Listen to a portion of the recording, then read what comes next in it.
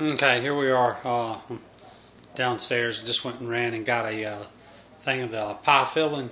Now, when you make this recipe, this is just the pie filling. This is not. This won't have the dough and all for the top. So you'll have to. Most of the time, people just might buy the ready-made pie shells. That's the reason I put up a lot of flour and stuff in my prepping stuff, so that we can make this, sugars, all the different kinds of stuff to make the pie fillings. But here's what I got.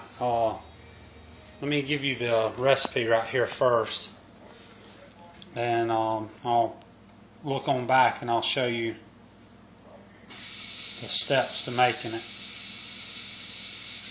You can actually pause this video and look online. I usually put it in a decent. You should be able to read it. Okay, and then this is the directions of how to do it.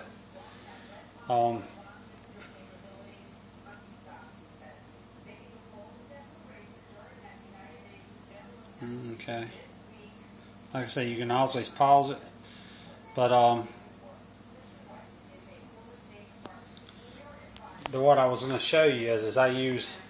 If you look at this, you can actually see there's a half of a peel, and they're usually, I don't know, you can see right there on top, maybe a 1/4 inch thick apple peels. And what I did is I used this apple peeler. I bought it off of eBay, $20, shipping and handling and everything. So, and they do work. You just have to. The one I got was called a Pillaway. My wife bought that one at Goodwill, so just kind of keep your eye out. Now that you know what they look like, just make sure it has all the little springs on it. The little clip here that undoes this to let it roll. Make sure it has the spring here on it. It has the pillar right here on it, and that's a depth cutter to how hard you want it to come in, to how big an apple you're doing. And then this cutter here is the one that makes the little spirals as it comes through, and this is the core too. You can actually see where it goes through and cores it right there. That'd be where the apple would go through right there. It's kind of hard to do this one-handed, but you can see where the apple would go through. See if I can get some more light on it there. Would be where the core would go through. This thing will, it will do a pear, but it's hard, especially with larger pears that don't really core them. But when I do my pears, I usually take the end off like this, the blade, and then this will just, all it will do is just peel the pears for you.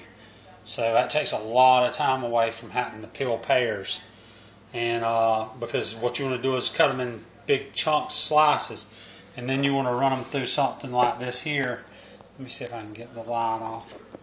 But you can see the blade right there is up, that big long blade right in here. What I do is I run them through this and let them, and it chips them. I don't know, probably 1/8 of an inch chips, and that's how I make my pear preserves. So that's what I use for it. And that I went ahead and took the blade off to show you how it would just peel the apple but not core it. But these were peeled and cored. So if you get a chance and you get a chance to pick one of these up, they are worth the money.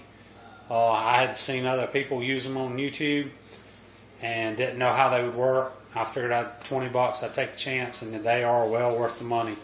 They're nice to have because it does it really, really fast.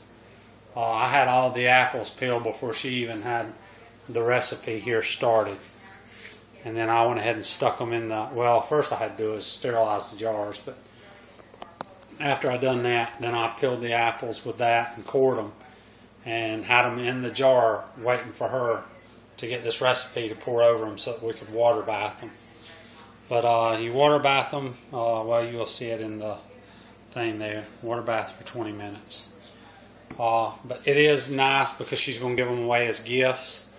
Like I say, for me, I like it because of the convenience. If you want to make a pie right quick, you can just take and get a ready-made pie shell, thaw it out, pour that in there, put the top on, seal it, poke a few holes in the top, stick it in the oven, and you're done. But hopefully this will give you a this is something that you can give away to as gifts, and gives you a good idea of how to do it. Y'all have a good one.